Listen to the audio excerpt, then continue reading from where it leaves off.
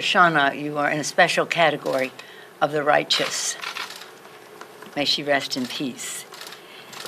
People ask me some stories about Ruth Bader Ginsburg and the rest, and one I want to tell you this morning is something that is quite remarkable. I mean, tomorrow we will be gathering in Statuary Hall, where she will be the first woman to lie in state in the capital of the United States. Actually, our prayer will be led by a rabbi, the first Jewish person to lie in state in the capital of the United States. So we have a lot of cause for, I don't want to say celebration, but observance of an historic time for an historic woman. Did more for the equality of women than anybody in our history.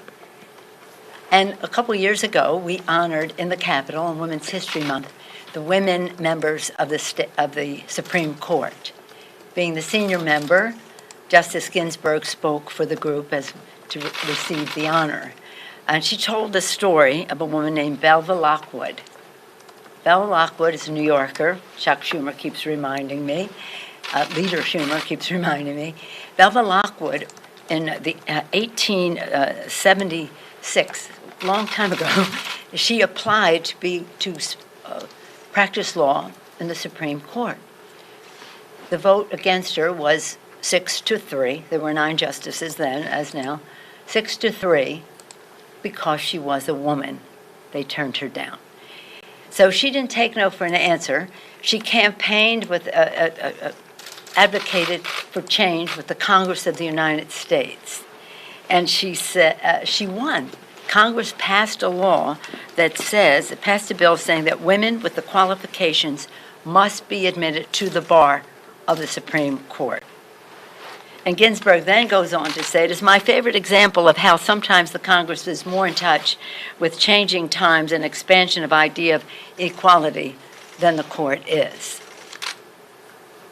I remind you that when the court, in now current history, ruled against women in the workplace by ruling against in the Lilly Ledbetter case, the dissent was written by Justice Ginsburg.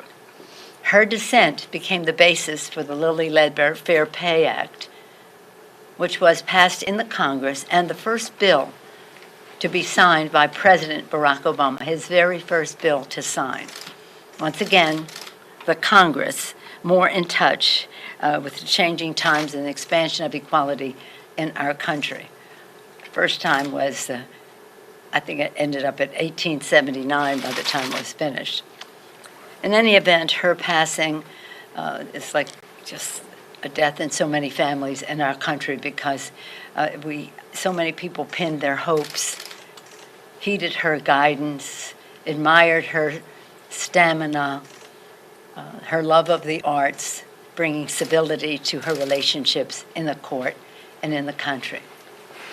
At the same time as we observe her passing, we observe the deaths in the family of 200,000 Americans from the coronavirus. We mourn every one of them. I had the opportunity to be invited the other day, a couple of days ago, when the number was exceeded, actually, where there were 20,000 flags on the mall in front of the Washington Monument. 20,000 flags. Just if you saw the optic of it, the visual of that many flags, representing each one of them 10 people who had died. 10 families, 200,000 families suffering this loss, and some of them not even able to give a hug goodbye or be close to their loved ones as they passed on from this. It did not have to be this way, but Trump's contempt of science and the health of the American people, including the cover-up of the catastrophic nature of the virus and his resistance to mask wearing, distancing, and other science-based steps to slow the virus, has led to an historic national tragedy. Terrible, immoral failure on the part of this president. We advanced a science-based proposal to crush the virus in the HEROES Act. That was 4 months ago. But our insistence on testing began March 4th. That was our first bill that we passed on coronavirus in the Congress. March 4th, testing, testing, testing. No, it was in other bills along the way, bipartisan bills, but not implemented. The HEROES Act had not only the resources, but the strategic plan set forth by the Energy and Commerce Committee and its chairman, Frank Pallone. They ignored science. Science, testing, tracing, treatment, isolation, sanitation, mask wearing.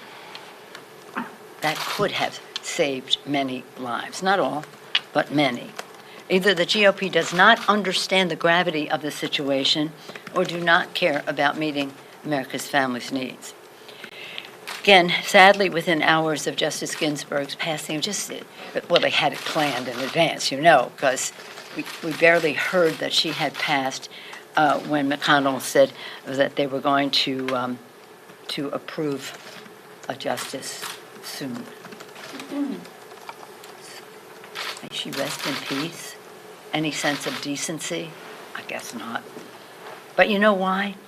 You know why? And this is really important. People talk about this and do that and that. It's important for the American people to know what that statement and the president's statement as well, what they're saying is we have to put somebody there. They'll never replace Justice Ginsburg. We have to fill that seat so that we can overturn the Affordable Care Act.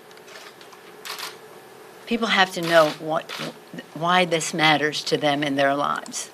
If you have a pre-existing condition, of which 150 million families in America do, say goodbye to the benefit. Overturn the benefit of the pre-existing condition. If your children, and millions of children are, on their parents' policy, that's over. Medicaid, Medicare, all of the provisions in the Affordable Care Act to strengthen those initiatives. And in terms of Medicaid, if you have a senior member of your family who needs long-term care and benefits from Medicaid, pretty soon they'll be living in your house with you because that benefit will be gone. And if you're a woman, the Affordable Care Act said if you're a woman, no longer will being a woman be a pre-existing medical condition, something that many of us can speak of firsthand, where women paid more, if they could even get the coverage. So these are just some of the benefits that affect America's families, kitchen table issues about how they maintain their health and their financial health because health care is expensive. So it just goes on and on about what will be gone. But that's the method to their madness. Let's just get in there and overturn the Affordable Care Act. And at the same time, we can mess with the elections. But the thing that matters in people's personal lives is the Affordable Care Act. And if I just had to say it in one sentence, the pre-existing condition benefit. The president's been in office nearly 4 years. He keeps talking about supporting a pre-existing condition. He hasn't done anything about it. We would very much been willing to work with him to remove all doubt that if you have a pre-existing condition or if your baby is born with some physical needs that are a pre-existing condition for a lifetime. And in the Affordable Care Act, there is no lifetime limit on what you can receive in terms of benefits. So this, I'm a little proprietary about the Affordable Care Act, and we have defended it, 10,000 events with people telling their stories. That's how we saved it. That's how we passed it, and that's how we saved it. And that's what is at risk right now. And that's why they were in such a hurry. Yesterday, we had the heartbreaking report, or the news breaking, that justice was denied of Breonna Taylor and her family. Just think if it were your daughter, your sister, your cousin, your relative, your friend, who was murdered by the police, and there was the charging decision held no one accountable for her death.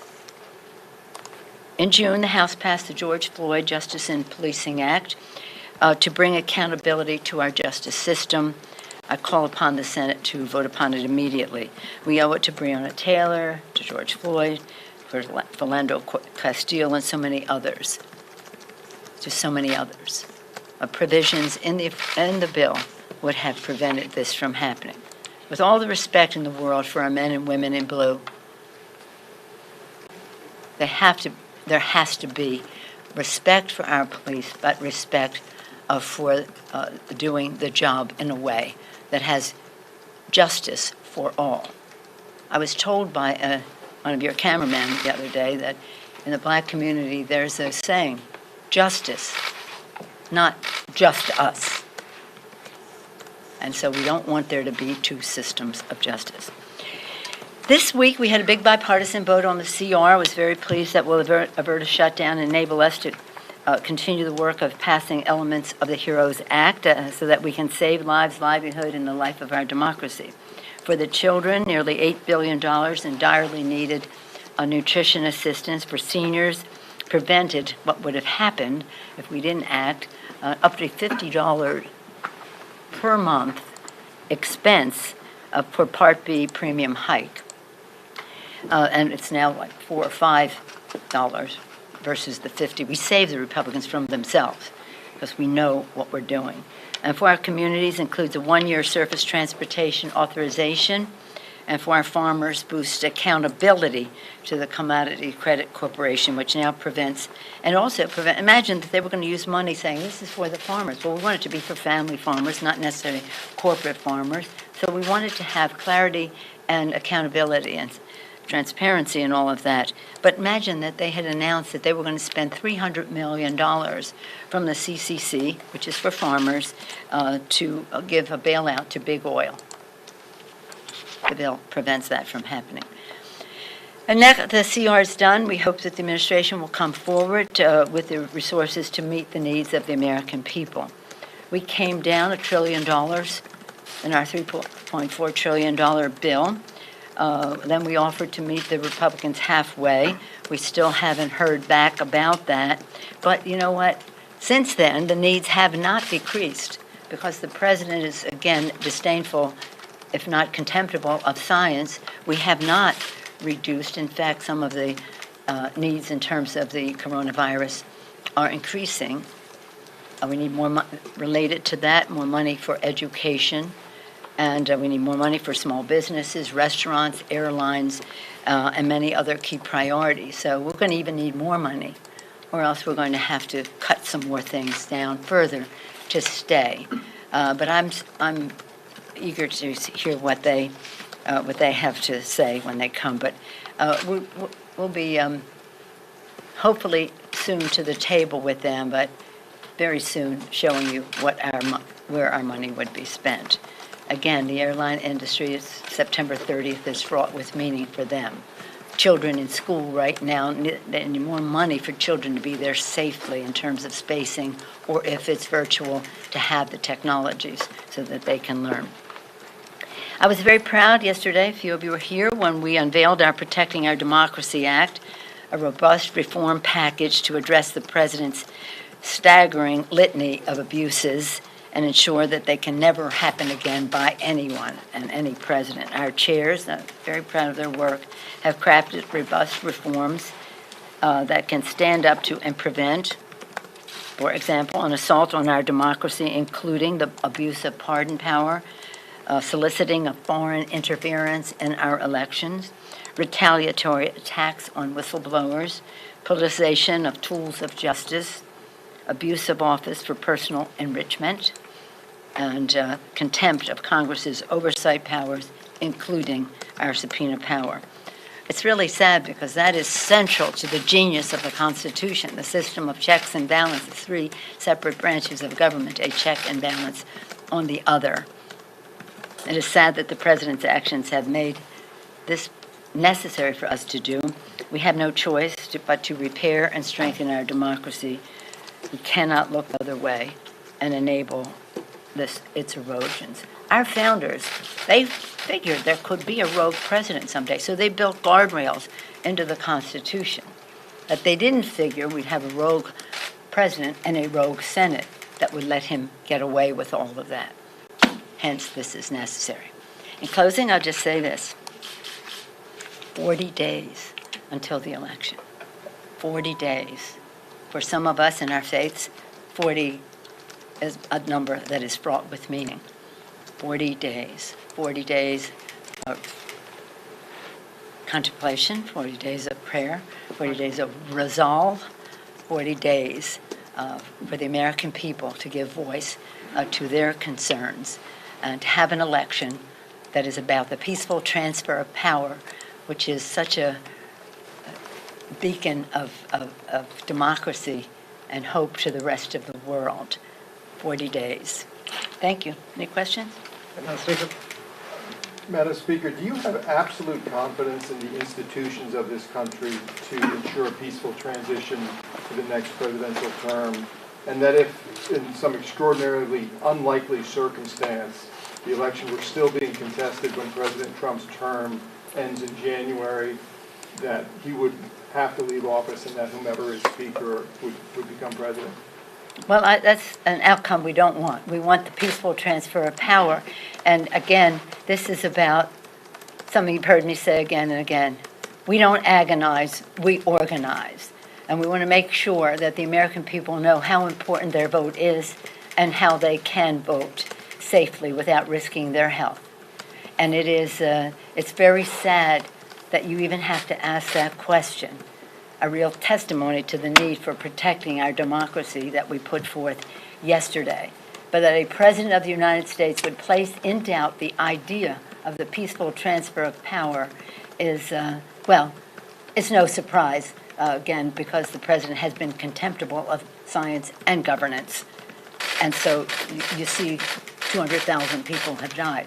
But I have confidence in the American people, and I have confidence that he won't get away with saying, for example, I won with the vote on the ground, the vote in the mail doesn't count, and the rest of that.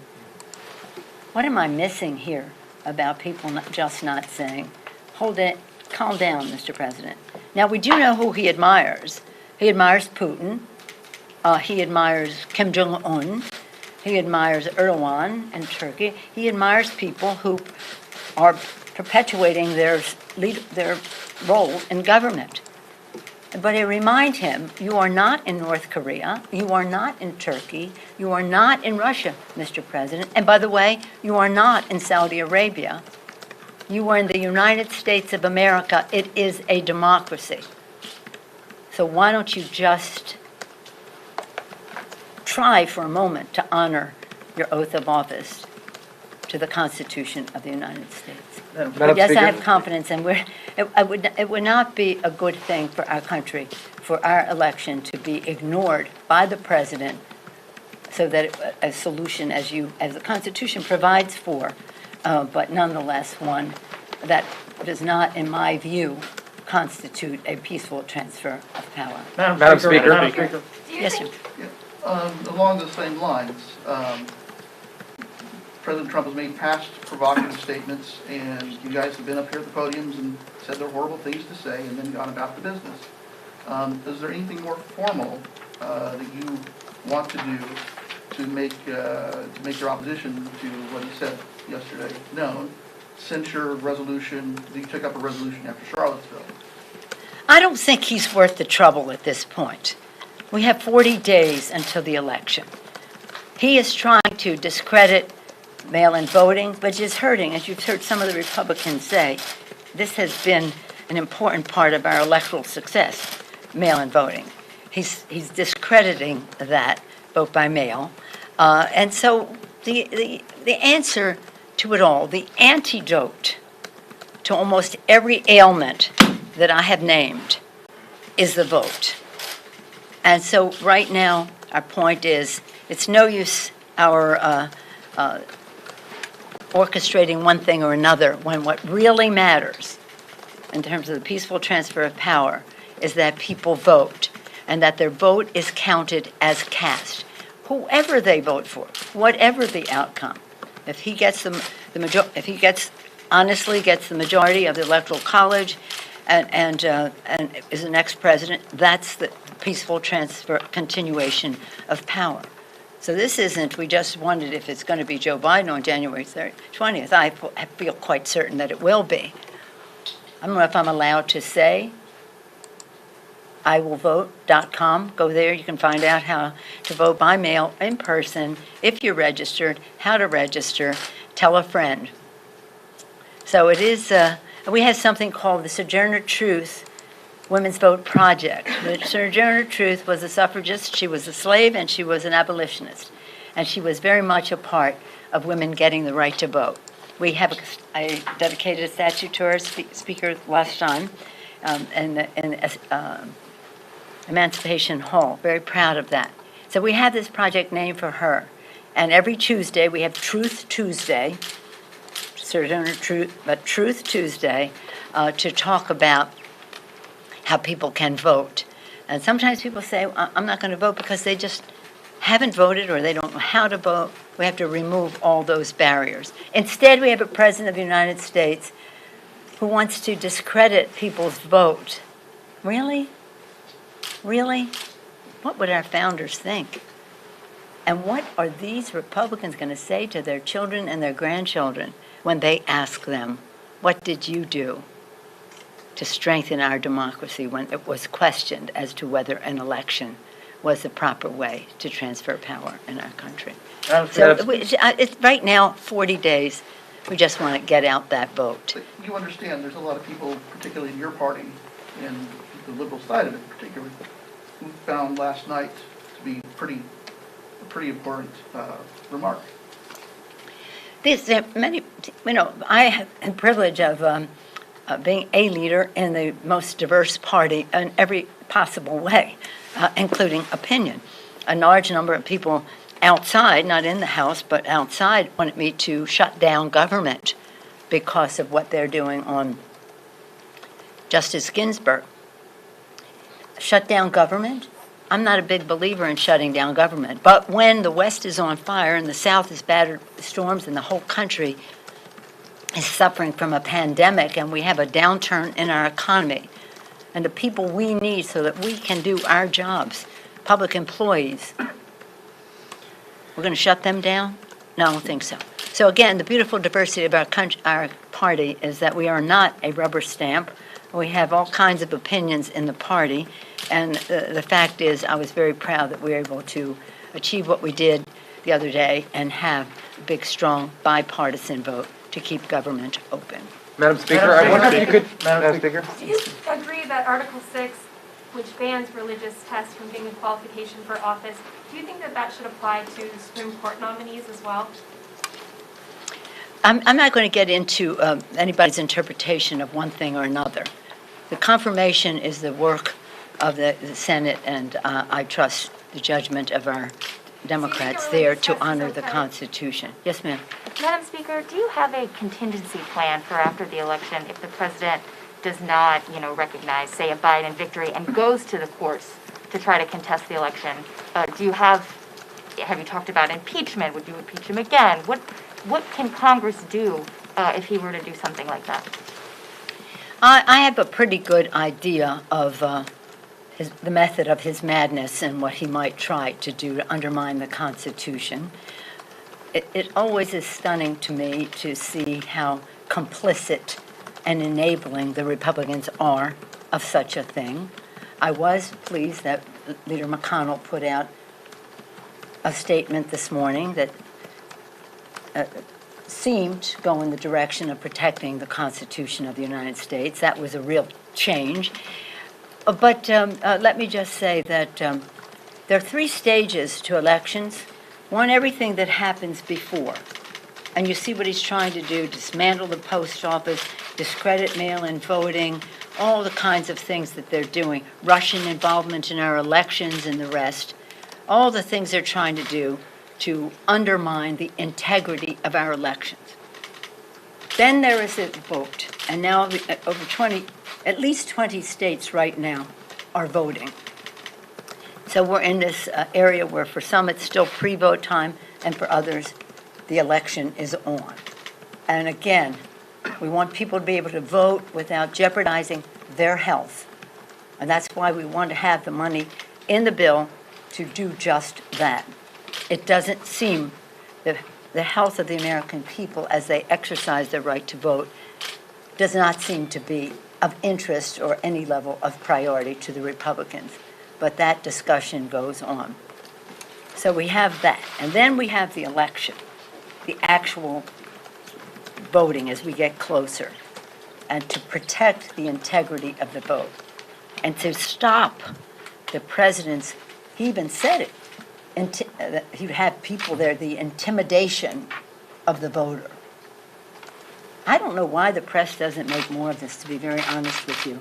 I mean, if he says that people swallow Clorox, and we hear about it for the rest of our lives, but he's trying to have the Constitution of the United States swallow Clorox. And I appreciate these questions that all of you have this morning, and I guess provoked by the arrogance and the disregard for the Constitution with the president's statement last night. So I have a pretty good idea of every step of the way, the danger that he places our Constitution and our elections in. And then he'll try to say, well, I won because I won, but the votes that turned out that day, vote by mail, doesn't count, really. And there are more elections on the ballot than just his. I'm sure some of these Republicans who win with absentee ballots have a different view, as they have said. And then we'll just have to make sure the integrity of the Electoral College is retained. That is to say, if, as our democracy calls for, if the president wins the state, then those votes go to the president, or if the vice president wins the state, those votes go to the vice president. But as with most elections, we have a lot of lawyers at work because for a little while now there's been some interest on the other side in undermining the election. We have more now, and I won't go into all of them because you cannot ignore it because it's there, but you cannot panic over it. So we don't agonize, we organize to protect our Constitution, the integrity of our elections, which he has been after for a while, and that was one of the impetuses for the impeachment of the president. But as of now, 40 days to go. It's up to the people, and we want them to be able to have confidence in their vote. So while we acknowledge you can't ignore his ridiculous statements, but you must ensure that people know you should vote, it will count. IWillVote.com. Madam I Speaker? think it's, I'm gonna have to Madam go. Speaker? I gotta go back to my day job. Madam Speaker? No, that's it. Thank you all. Thank you, ma'am.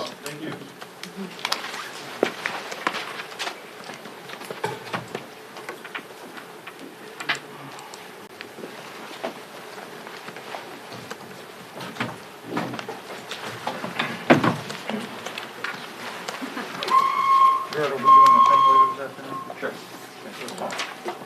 Thank you. Thank- McCarthy, 11:30. Mhm.